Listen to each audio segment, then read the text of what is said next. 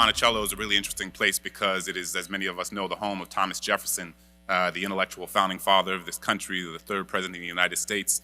And Monticello is interesting because it's a sort of microcosm of the larger story of America. America is a place that has provided unparalleled, unimaginable opportunities for millions of people across generations in ways that their ancestors could have never imagined. And it has done so at the expense of millions and millions of other people who have been intergenerationally subjugated and oppressed.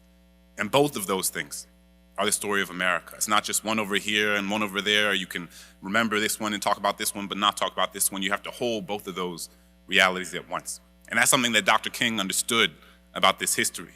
It's something he understood about America, is that you had to tell a story of America that encompassed the totality of what America was. And so many of us in this room understand that we can't think of America simply as the shining light on the hill. We understand that America is a complicated place, a place that is given so much and is also taken away a lot. And I think an honest, a robust, and empirically grounded understanding of this country demands that we hold the multiplicity and the variety and the complexity of this country alongside one another. And that's something that Dr. King demanded. He said in order to understand why the contemporary landscape of inequality looks the way that it does today, we have to understand the history that preceded it.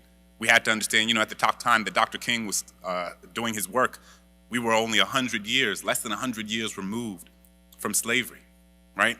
And so he was working when there were people in the civil rights movement who themselves lived through the period of enslavement. There was a proximity to that history. There remains a proximity to that history that we can't forget.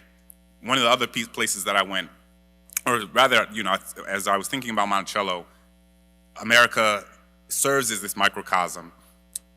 And Jefferson, I think, is somebody who embodies that cognitive dissonance. He is someone who wrote in the Declaration of Independence that all men are created equal, and wrote in Notes on the State of Virginia that black people are inherently inferior to whites in both endowments of body and mind. He said that the slave was incapable of love. He said that the slave was incapable of possessing or sustaining complex emotion.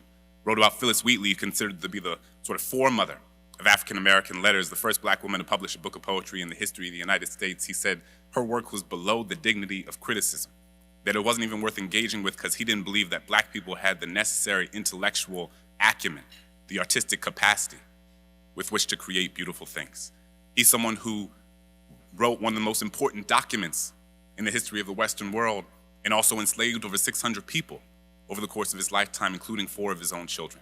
So again, these are the sorts of things Dr. King recognized. These are the sorts of things that Dr. King was thinking about. He said, when we think about our founding, when we think about our history, we have to hold all of it together at once.